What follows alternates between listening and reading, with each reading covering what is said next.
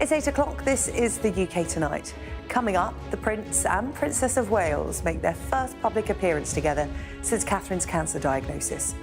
In a surprise visit to Southport, Catherine and William met the families of 3 girls who died in the knife attack in the town this summer. Also tonight, the struggle for justice for rape survivors, as a new report suggests long delays in the court system are re-traumatising survivors of sexual violence. We hear from one woman who had to wait 5 years before her case ended up in court. I'll speak to Olympian Becky Adlington about the importance of specialist support for parents who have suffered baby loss. And actor and producer Letitia Wright tells us about her new film exploring the inequalities of the foster care system. All that to come and much more on the UK Tonight. Well, the Princess of Wales made a surprise visit to Southport earlier today in her first community engagement since her cancer diagnosis. Alongside the Prince of Wales, the royal couple privately met the families of the 3 girls who died in a knife attack in the town in July. William and Kate also met with emergency responders who were first on the scene of that attack. Our royal correspondent Rhiannon Mills reports. It feels like a long time since we've seen them out like this, and we hadn't expected the princess. But Southport was a community visit they both had personally wanted to make. Away from the cameras, they just had private meetings with the families of the 3 young girls who died in the summer. The princess asked by one paramedic how they were doing. They're okay, but you're managing it differently. All the families are so different, and individually too, they're managing it and processing. We were told they spent half an hour each with the parents of 6-year-old BB King, 7-year-old Elsie Stankham and 9-year-old Alice Da Silva Aguirre, who all died after the knife attack at the Taylor Swift dance event. At the time, the Prince and Princess said it was unimaginable what had happened. It hit home even more because he'd taken George and Charlotte to one of Taylor Swift's UK concerts. Back in the summer, I was told that the Prince and Princess had been really personally upset by what had happened in Southport because the children involved are around the same age as their own children. So when we found out that Prince William was going to make this visit here, it then sort of made sense that the Princess also decided that she wanted to come as well and make this her first community visit after what has been a difficult year. But the focus for the couple was also on those who rushed to help that day and how hard it's been ever since. I felt anxious, my hands are sweating, my legs are shaking for no reason. Prince William's experience from his air ambulance days and respect for what they do clearly coming through. True professionals all here. We have been told not to expect to see Kate doing too many of these kind of visits as she continues her cancer recovery, which, for those who met her, made it even more poignant. The princess just broke from the group and followed the first responders back into the building to just give them all a hug. So that just says it all, really, doesn't it? On their way home, they posted on social media, "We continue to stand with everyone in Southport." They wanted to make sure they don't feel forgotten, an important message that together they wanted to deliver. Rhiannon Mills, Sky News in Southport. There's a warning that delays in the court system are forcing survivors of sexual violence to suffer from post-traumatic stress disorder. The charity Victim Support says the long delays are re-traumatising survivors amid fresh concerns that the official backlog is set to reach 80,000 by March. The Criminal Bar Association says survivors of rape and sexual violence are among those waiting longest for their cases to be heard. The Sky's Ashna Huranag reports. The wait between being a victim of crime and awaiting the trial has never been so long. Survivors of alleged sexual offences are among those waiting the longest for justice. On average, almost 2 years. Emmy waited 5. Agony. It just got to the point where I kept saying to my court therapist, like, I don't want to do it anymore. And she kept saying, like, you know, give it a week, see if you still feel that way, because it'd be, leading up to it, I'd be like a very anxious mess. I'd constantly feel nauseous, I wouldn't have an appetite, I wouldn't be sleeping very well. I'd have like panic, like multiple a day. The trial was postponed 8 times. Sometimes you would only find out that morning. I'd already gotten ready, tried to hype myself up, had all this adrenaline going. And then because it didn't happen, it had nowhere to go but turn into an anxiety attack. As of March, a record 10,141 sexual offences cases in England and Wales hadn't been given a Crown Court date, a backlog that's been building for years. This is a multifaceted mess. There are issues and shortages with judges and barristers and a distinct lack of courtroom availability. Add in pandemic delays and issues around scheduling, and it feels like a justice system at breaking point. One that's breaking the lives of those directly involved, helping survivors navigate the process are advisors like Fionn. You don't really realise, do you, what you're walking into when you report sometimes, of just how lengthy it's going to be. I know it's frustrating, but the further actions are only to strengthen your case. Fionn makes countless reassuring calls like this every week. A new report by charity Victim Support has found the delays are leading to survivors self-harming and being diagnosed with PTSD. Our job is to manage expectations. Reporting is obviously hard in itself, and you do your interview and then it suddenly becomes quite static and you don't hear anything back for a while. Sky News has learned some cases aren't being scheduled till 2027. You must put these cases as a priority. There must be a court available for them, a judge available for them. Increase the funding for those who deal with these cases. We need more specially trained police officers. We need more specially trained barristers to prosecute and defend. Emmy's trial eventually went ahead this year. The defendant was found not guilty. Afterwards, the judge wrote to her and acknowledged the 5-year wait. You've had to suffer emotionally distressing and inordinate delay. The delay is The Ministry of Justice told us they've inherited a criminal justice system crisis, with cases delayed for far too long. They say they'll address this deep injustice to fast-track rape cases so victims and survivors have the experience they deserve. But for those waiting, it feels like their lives are on hold. Ashna Harinag, Sky News. Well, sadly, Emmy, who you saw speaking to Ashna Harinag there, isn't alone. In a report released today, Victim Support found that half of sexual violence cases that they analysed had waited 3 years or more from the point of reporting to the first court date. My next guest tonight, who we've called Ellie to protect her identity, waited 5 years. After being raped in 2018, Ellie faced court delays and was forced to fight a police decision to close her case due to lack of evidence. With the help of a sexual violence support worker, Ellie was able to appeal that decision, and after trial, her perpetrator was eventually sentenced to 19 years. I sat down with Ellie and I started by asking her what happened after she reported her attack to police. Initially, after reporting, kind of things moved very quickly. And so I was, interrogated by the police. I had to go through forensic examination.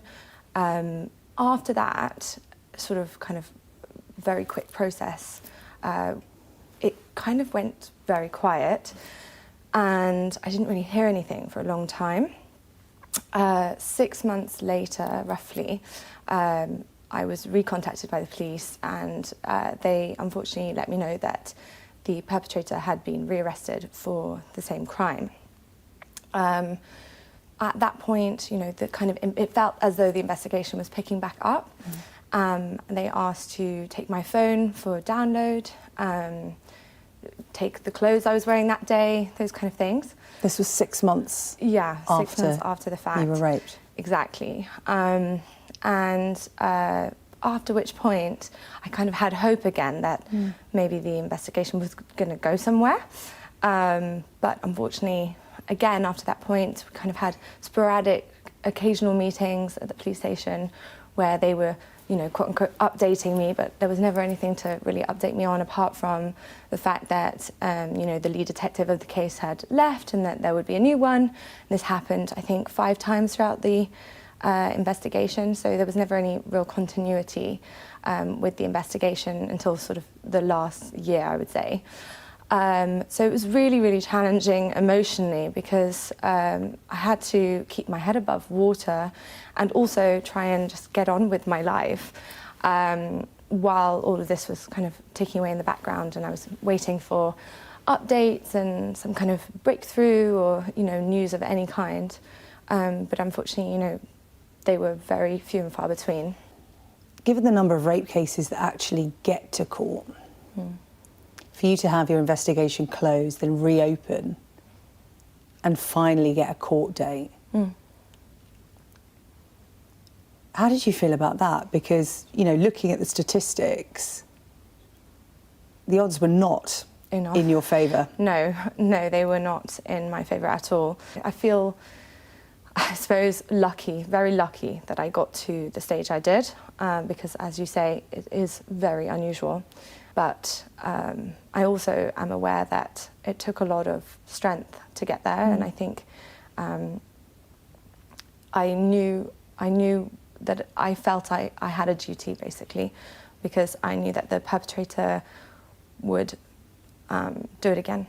And so I felt it was my civic duty to carry on, and luckily I had people in my life who agreed with me and supported me. I'm in great admiration of your strength and for your friends and family for helping you find that and take this to court. I don't know how you feel though, when you describe yourselves as lucky, I feel really angry. Yeah. You shouldn't be lucky to get your day in court, to make your rapist answer for his crimes.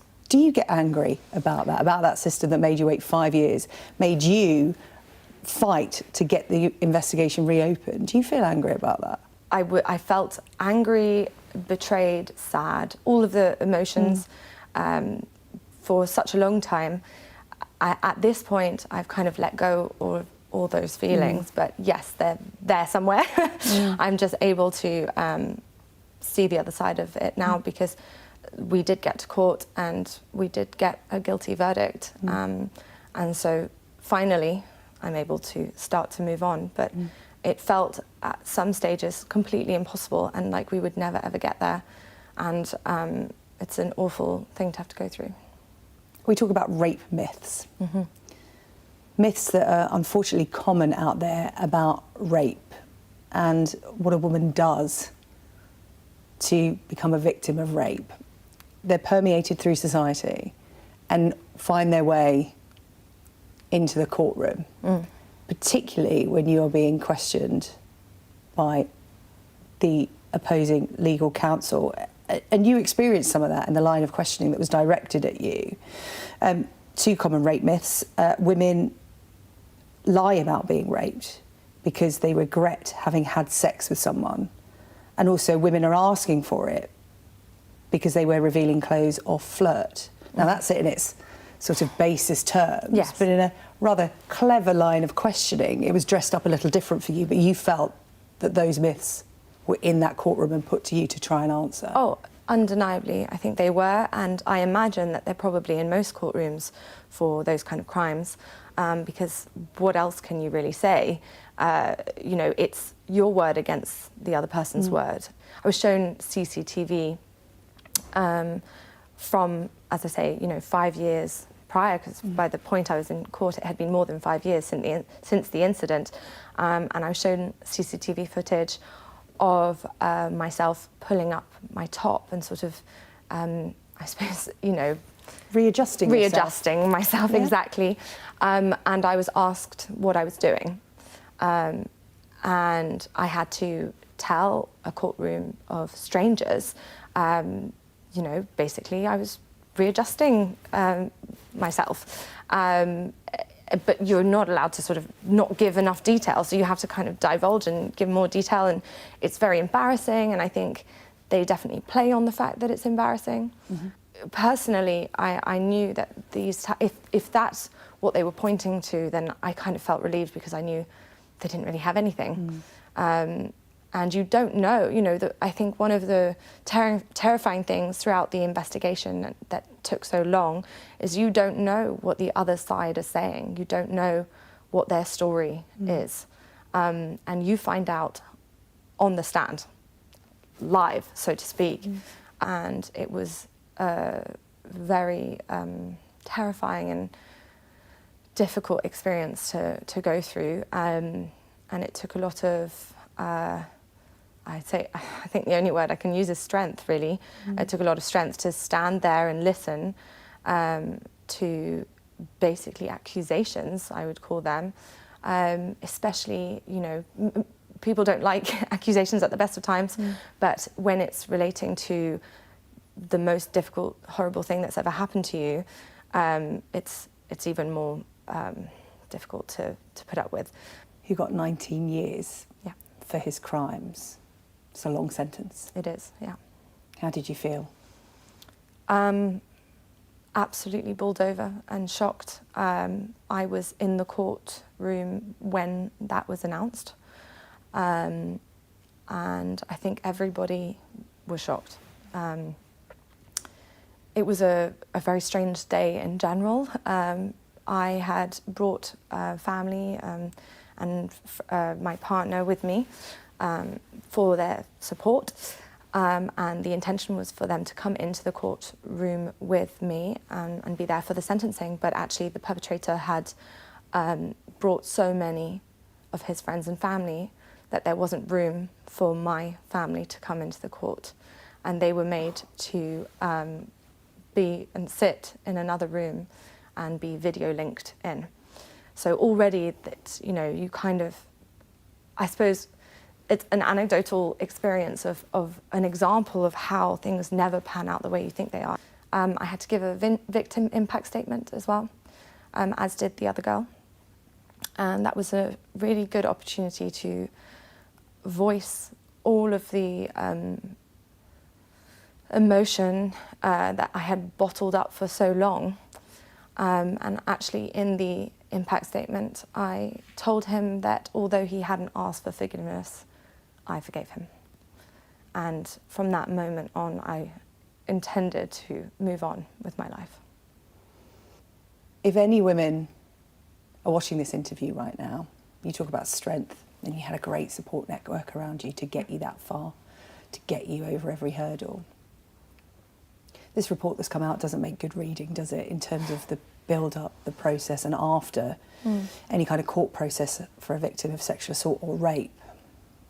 It's no wonder women don't want to report it, let alone take it even further. Yeah. What would you say to those women?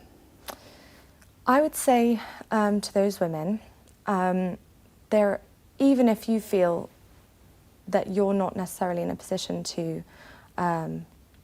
put up with how difficult the process is going to be, because it is going to be difficult. I hope at some stage that it becomes easier on the victim, but it is currently difficult. I would say that there's incredible organisations, and I would say that there's so much support out there for victims, and I implore you to try and do your best to not only get justice for yourself, but make the world as safe as it can be, because as we say, it's so difficult to get to that point, but standing here today, I can say I'm really glad that I did. Well, a huge thank you to Ellie for telling us her story. In response to what Ellie had to say there in Ashna Huranag's report, we've had this from Victims and Violence Against Women and Girls Minister Alex Davies-Jones. It says this government inherited a justice system in crisis, with cases delayed for far too long and victims dropping out. We are now taking action that will begin to address this deep injustice. New independent legal advocates will ensure rape victims' voices are heard and their rights are respected. We are placing dedicated support workers in 999 call centres. We're exploring how we can fast-track rape cases through the system, and we will not rest until victims and survivors have the experience they deserve. And if you've been affected by any of the issues that have been raised, you can call the Samaritans 116123 or email them joe@samaritans.org. Still to come on the programme tonight, we'll be discussing the importance of specialist support for parents who have lost a baby with the former Olympic swimmer, Becky Adlington. Also coming up, actor and producer Letitia Wright will tell us about her family's experience of foster care that influenced her new film. And see how England hit 823 as they take on Pakistan, the fourth highest score in Test cricket history.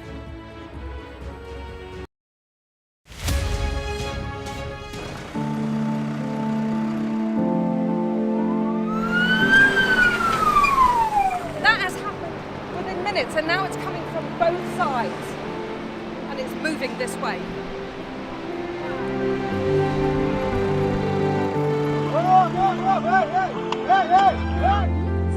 Only about half a mile from the Turkish coast, and it's evident that the boat is seriously overcrowded. This is one of the most severe viruses in the world. I'm Alex Crawford and I'm Sky's special correspondent based in Istanbul. This is going to be the biggest party Tripoli has ever seen. That's it got us then. There's a lot of action going on, a lot of hits coming in still. We aim to be the best and the most trusted place in news. Clearly not had very much to eat at all, a lot of them extremely thin and very frail. Look at her arms, I can put my entire hand round. This is the cocktail of drugs which the doctors at this hospital have been giving their coronavirus patients. Made for people who want clarity in an uncertain world. Mother Nature can be vicious, absolutely savage. The world's largest falls now down to a trickle in places. I can't imagine how much plastic is lying at the bottom of this huge lake. Whoa! Close and personal with a rhino.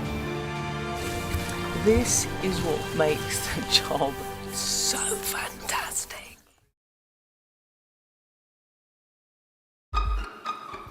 We've got your Sunday mornings covered.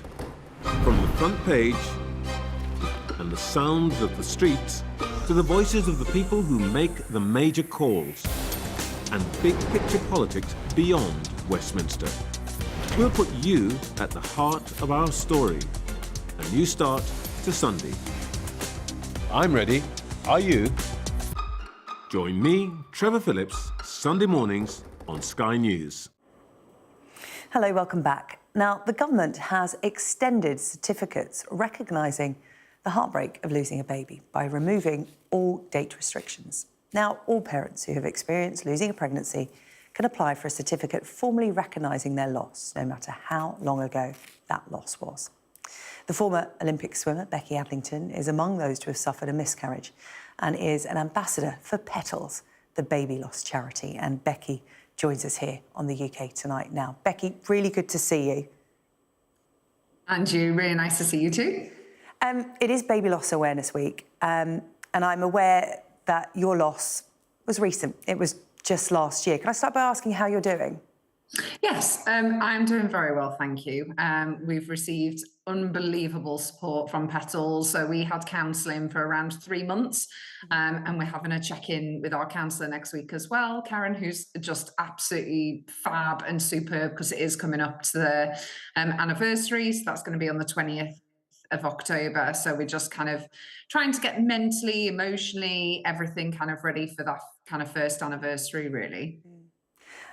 Well, Becky, Baby Loss Awareness Week is about highlighting that this happens, and it often happens very privately. You were, I don't know if you describe yourself as brave, but I think it's brave to come out publicly and say that this has happened to you, because this is something that people don't necessarily want to talk about, and that may be the parents that have suffered the loss or those around them. It's uncomfortable to talk about. And this week is all about trying to break down some of that stigma and get a conversation going, because you want to talk about your babies.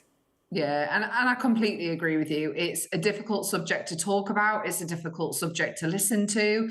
It can be uncomfortable because I think a lot of people just don't know what to say. But like most things in life, sometimes you don't need anybody to say anything in particular back. You just need them to be there, somebody to listen, somebody to just give you a hug sometimes. You don't always need the right words. And it happens to so many families. I mean, I've had 2 miscarriages. very, very different experiences and completely different. And both times was incredibly difficult to go through. So I'm just so grateful that I had support, because I've received thousands, and I mean thousands of messages from people that didn't have the best support or kept it to themselves, which, like you mentioned, it is a very private thing to go through. But then on the flip side of that, they're really struggling mentally how to process that and how you're meant to carry on with your life after suffering from such a traumatic and awful thing to go through. Because all too often it's seen as a medical complication, a medical loss, when it is the loss of a baby from the time you see the positive sign on, you know, that little stick. You have a baby. And I just wonder what your thoughts are on the baby loss certificates. And if you don't mind me asking, whether it's something that you and your partner have considered applying for, because for so many people, it's really important to have an official recognition that your baby was there. Absolutely. We've got one. It's actually framed.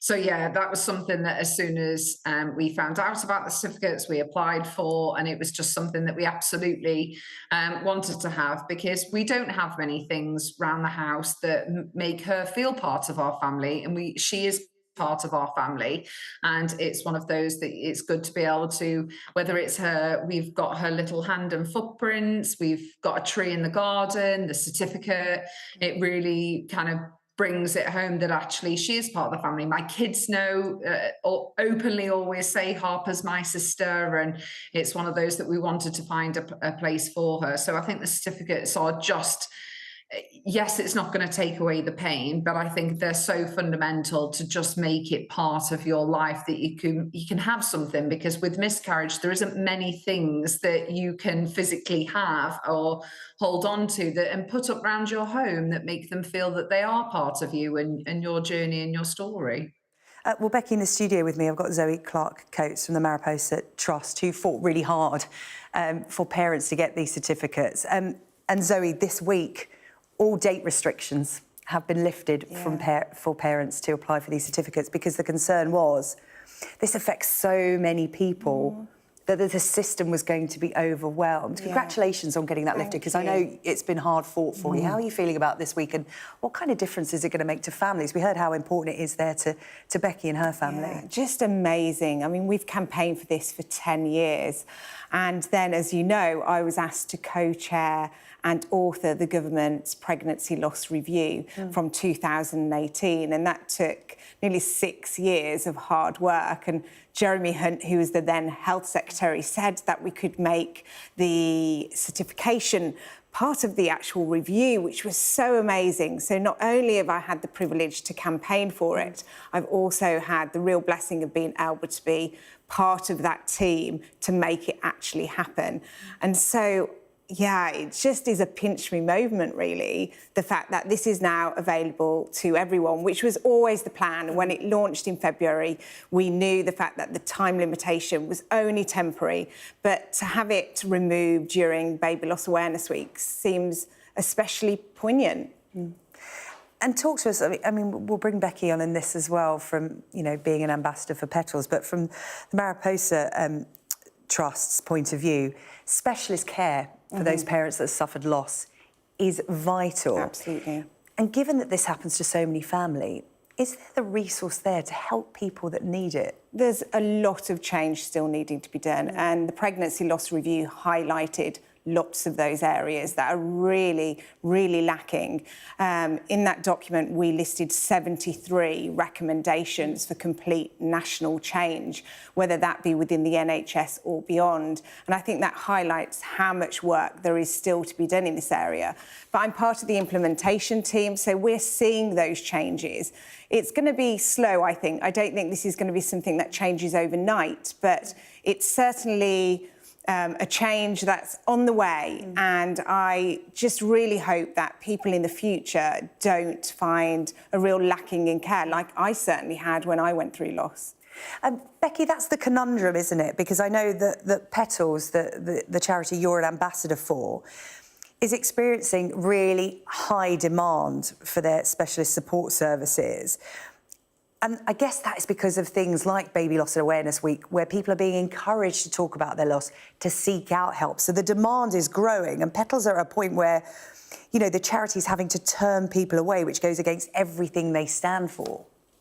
They absolutely do. And I think it's one of those that miscarriages, the statistics aren't getting any better. And when so many families are experiencing this on a day-to-day basis up and down the country, and Petals like to come in just at that point, almost like when you're pregnant and you go home from that hospital environment and have healthcare, that's what Petals want to achieve as well. They want to be your aftercare, because that is when you absolutely fundamentally need to process what's just happened. It's extremely traumatic. It is very hard to process. It tends to be in hospital. I had fantastic care, but it is very medical. And actually that emotional side and the trauma of it then sinks in, and you need that support there. It doesn't just, oh, okay, the miscarriage has happened and we move on. It's months and months, if not years and years, and that you need that support. Yeah, I mean, Zoe, I'm sure you'll agree with that. Like you said, the support perhaps wasn't there for you at the time. There is still a lack of services, but it's encouraging, isn't it? Because we don't want to put people off seeking out help. It is there. And perhaps, you know, baby loss awareness and education for friends and family members about how to handle the most sensitive of topics with their loved ones. Because the easy thing to do when you don't know what to do and what's appropriate is to do nothing. And that's not the right thing. Yeah, I always say Baby Loss Awareness Week isn't for the people who have gone through loss. We remember our losses every single day. It is about creating that awareness and making people know that it's better to say something than nothing. I think we often don't talk when we're really frightened of saying the wrong thing. And I know we certainly experienced that as a couple when we went through loss. People were just so scared of making the pain worse that they almost turned away. And so I think a big part of our job is to educate on what to say, what not to say, how to show up well. I mean, as a charity, we support over 50,000 people a week at Saying Goodbye, the Mariposa Trust. That's a lot of grieving people. That's a lot of people who are asking for support, who are saying, I'm really suffering now. And we know there's so many more who aren't asking for help at all, with over 250,000 losses every year here in England, over 30 million a year globally. That's a lot of bereaved people who need those around them to rally around and to show up when they're hurting. Zoe, really good to talk to you. Zoe Clark-Coates from the Mariposa Trust, founder of that organisation, and Becky Adlington, Olympian and ambassador for Petals. Thank you so much for talking to us on the UK Tonight, highlighting Baby Loss Awareness Week. Thank you. Thank you. Still to come here on the programme, the inequalities in the foster care system laid bare in a new film from Letitia Wright. We'll hear from her and the actor Nika King next.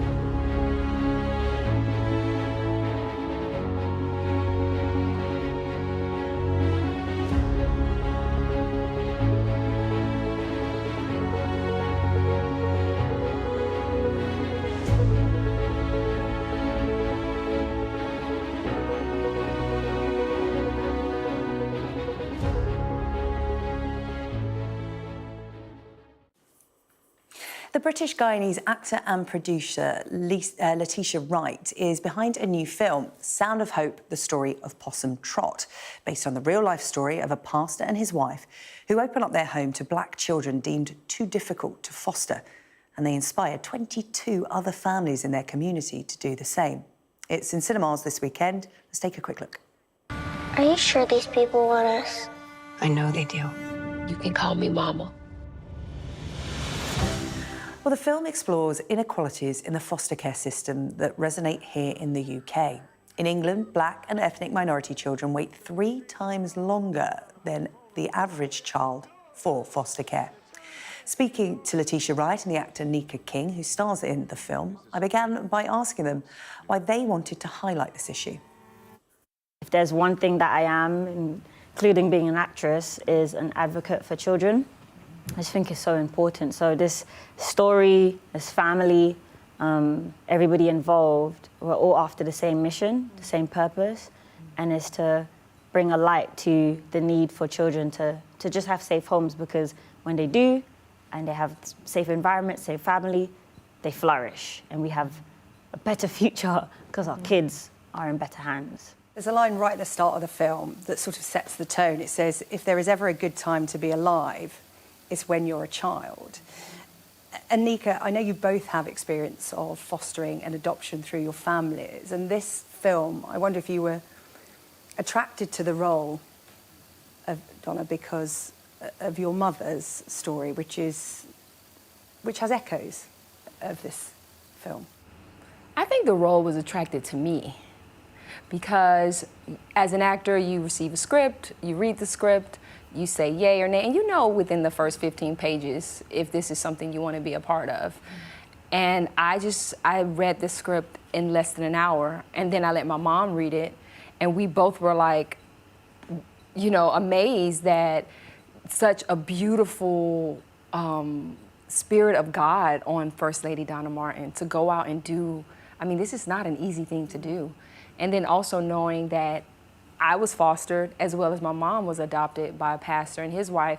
So my mom actually said, this is your film, you're gonna book this. And so she was prophetic in that way because of course I ended up portraying First Lady Donna Martin. So it was a full circle moment.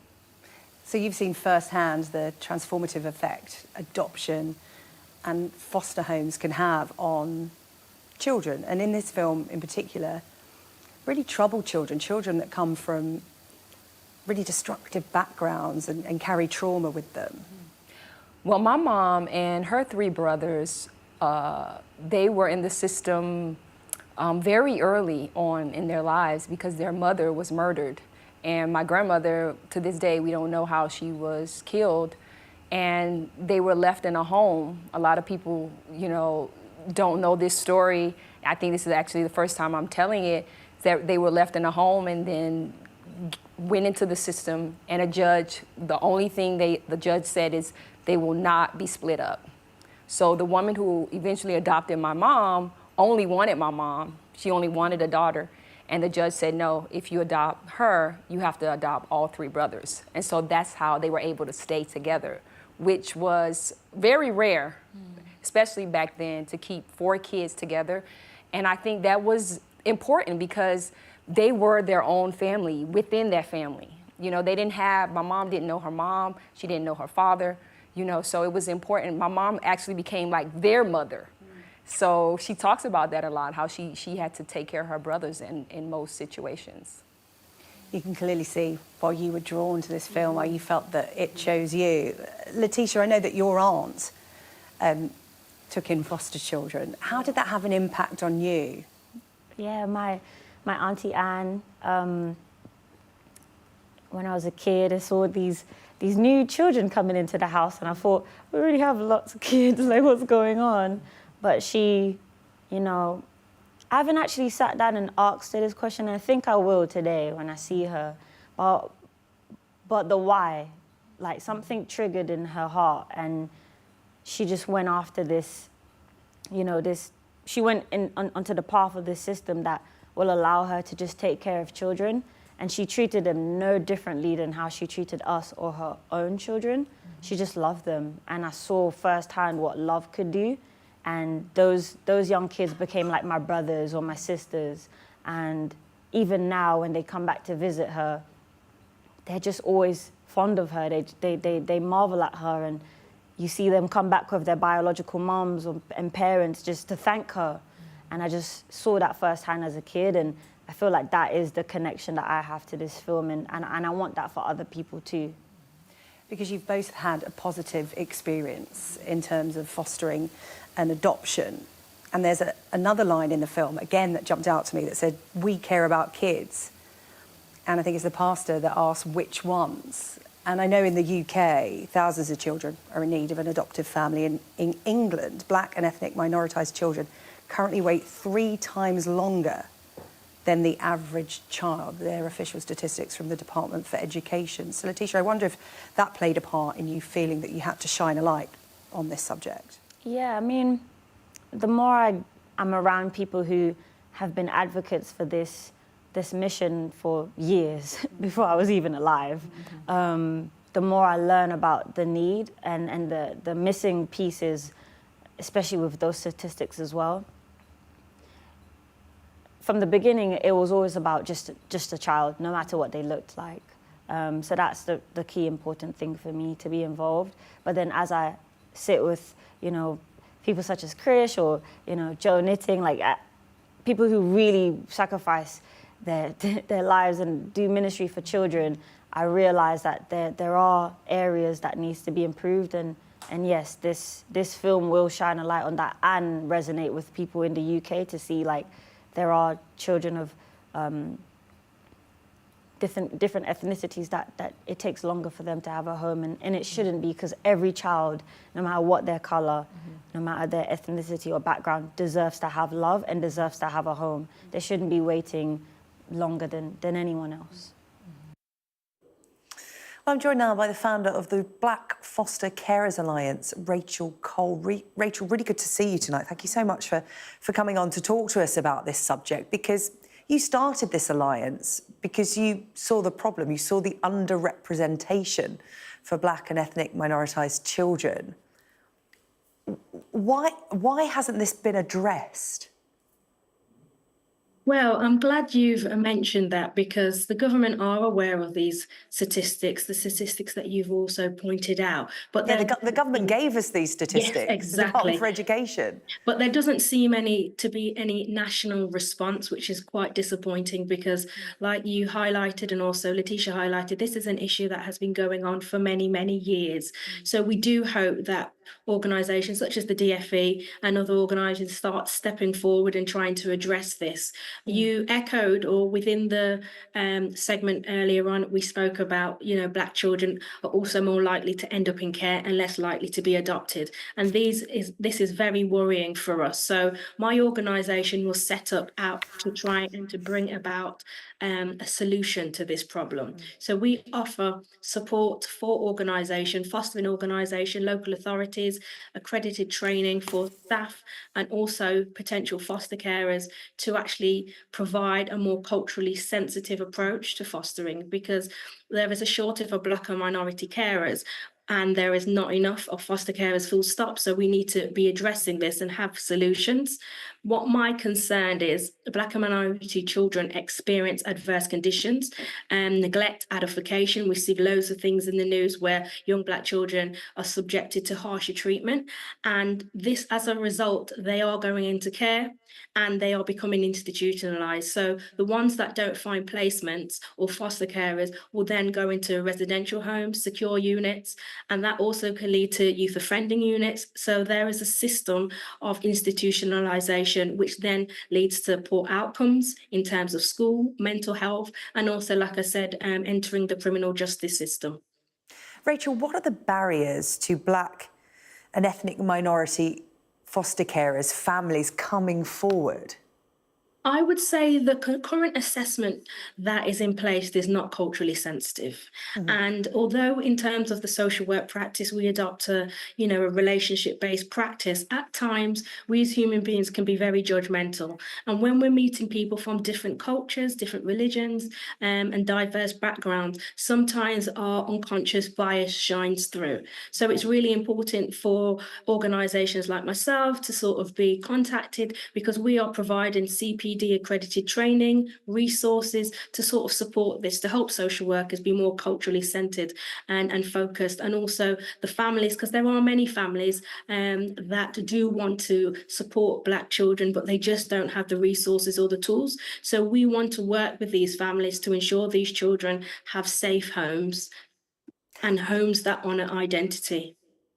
Rachel, you became a single foster carer aged 29. And I mean, immediately that debunks a myth, doesn't it? When people go, oh, I couldn't possibly foster or adopt because I'm single. There are so many other myths and barriers that people put in the way that aren't actually there before they even get to the real ones. Can you talk about your own journey towards that? Definitely. So I'll start. So during my time at university, I worked for a care leavers home in East London. And during my time working with some of the young people, it really dawned on me that some of these young people's life may have turned out differently if they had a home.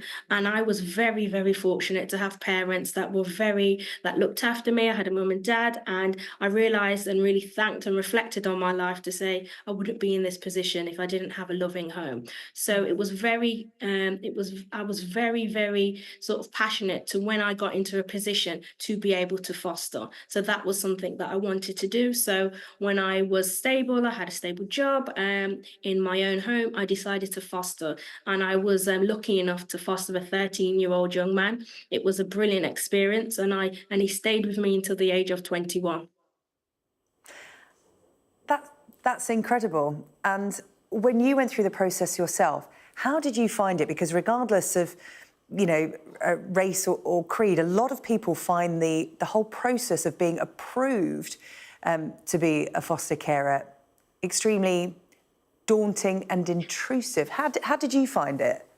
You are very correct. It is very intrusive. And one of the assessors at the time, they said it's very like this old program that used to come on called This Is Your Life. They really dissect your family upbringing, your parents, your family tree, your relationship history. And they really look at to see if you will qualify. For a lot of people, this may be very, very difficult, especially if you haven't necessarily worked in a professional background. So luckily for that time, I had previously worked in probation, I've worked in the education system. So I was familiar with structures and just bureaucracy and how things, but for somebody that wasn't, it was very intrusive. If you think about it, a stranger is coming into your home, which is your safe haven, and dissecting your personality, your family, even your finances. Probably making you question yourself as well, in terms of, am I suitable for this, if these are the kind of questions you're asking, even when you've done nothing wrong and got nothing to hide?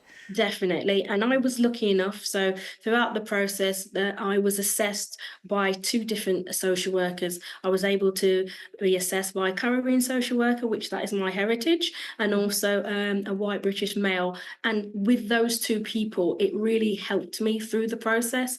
And I was able to sort of have that person to speak to understand a bit of my culture, and also someone that was very open to understand what was going on. And that really makes a difference. When you've got the right people assessing you and they're open, it really does help. Rachel, a final question, because our time together is sadly coming to an end. It's so great to talk to you about such an important issue that's not talked about enough. For anyone sitting there tonight thinking, maybe this is something I should explore, you don't have to become a foster carer. There are other ways you can help and support this. Perhaps you could just outline in around 30 or 40 seconds, sorry to put you under time pressure, as to what people could do, where they should start if this is piquing an interest and stirring something in them this evening. If you are interested in becoming a foster carer, contact my organisation. It's called Black Foster Carers Alliance. Also your local authority. There's also independent IFAs. There's also loads of organisations and grassroots organisations that are talking about this issue. There's a great organisation called the Black Care Experience, led by Julie Judith Denton. Also, the Mayor of London's violence reduction team are doing great work looking at this. And also Tyrone Horton, he's got something during Black History Month called the Black Care Experience.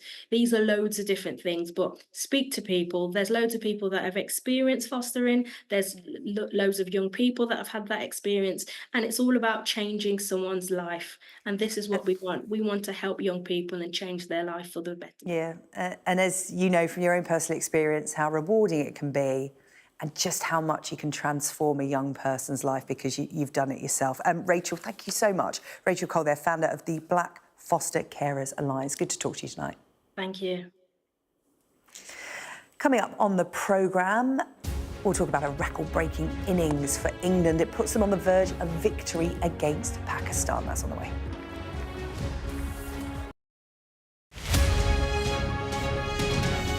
I'm Katie Spencer and I'm Sky News' arts and entertainment correspondent. When you think of Glastonbury, it's mud you want and music. They're going to cross to us live in a minute. Okay. Thank you so much. Brad Pitt is now a prolific producer behind the scenes. It's not a mystery to me. We always were capable of doing this. Oh, they're wonderful children as an audience. Who did that? Maverick here on the red carpet. I'm so excited, Tom Cruise. This is the story of the night. It's the little independent film that could. We take you to the heart of the stories that shape our world. Nor have I ever struck any woman in my life. There's this illusion of power. Are you feeling well? I remember covering the Oscars and that now infamous moment, the Will Smith slap. Nobody could quite believe that it happened. You can tell from these crowds just how excited people are for the return of Pride. These actors playing the lead roles were born long after the Sex Pistols broke up. Are you pleased that you did say yes to the job? I've never regretted it. As a team, we've interviewed some of the biggest stars in the world. It can be incredibly surreal being swept up in their world, but we try to give you an honest sense of how these people really are. Okay, I'll talk to you. Don't leave me. Yeah, okay. There's no easy goodies. There's no easy baddies. I've had a great time here. Thank you. Thank you. Bye. Play Sky News. From the Sky News Centre at 7. Now that you're up to date, we can go into a bit more detail. Things can change incredibly quickly. Taken by surprise. Have you ever known a moment like this in British politics before?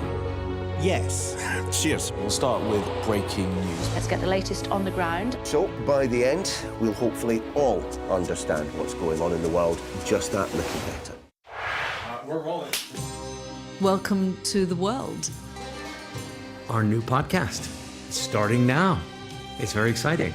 Every week, we'll be reporting from the world's trouble spots. We get to hold those in positions of power accountable, and we get to ask the questions that the audience, the listeners, want to know about. And that's why it is so important that people tune in, come along for the road, come along for the journey. It'll be fun.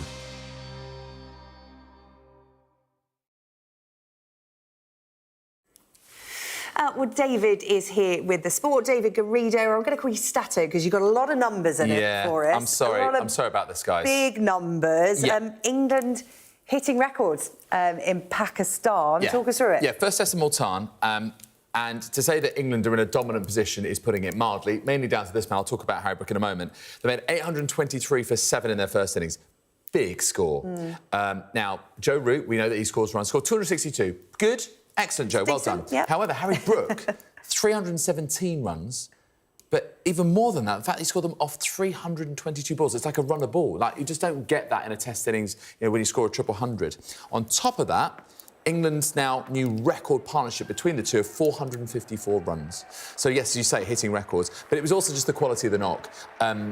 So Nasser Hussain said he saw a tweet, which he really agreed with. He said that Brook have got the shots of Kevin Peterson, but the rhythm and hunger of Joe Root, the man that he spent all the time at the crease with. So it wasn't just that, because England racking up the runs, but then they just really tore into Pakistan. Yeah. Chris Woakes got Abdullah Shafiq first ball, Gus Atkinson, Bryden Carter a couple of wickets. So Pakistan now have to score 150 more runs just to make England bad again. But, they were already doing well in their first innings. So it's just, England have just been dominant with the bat. Yeah, I love the interview at the end of the day's play, talking to Harry Brook and Joe Root. Harry Brook was asked, what kept you going out there? You know, what kept you going? And you went, that man, Joe Root, I wanted to keep up with him and beat him. But let's talk a little bit about Joe Root before we look at the rest of the sport, because his double century gave him 1,000+ test runs in a calendar year for the 3rd time since 2021. But the big question now is, can he catch the great Sachin Tendulkar? Yes, I'll give you a short answer, and that's yes, he can. If he carries on at this rate, he absolutely will, because he will just be in the side. He is incredibly popular, he's incredibly consistent, and, you know, I fully expect him to get there. So no pressure, Joe. Yes, so England cricket dominating the headlines, but England football is too. This Sky News Sports Bulletin is brought to you by Vitality. Getting more people more active. Live life with Vitality.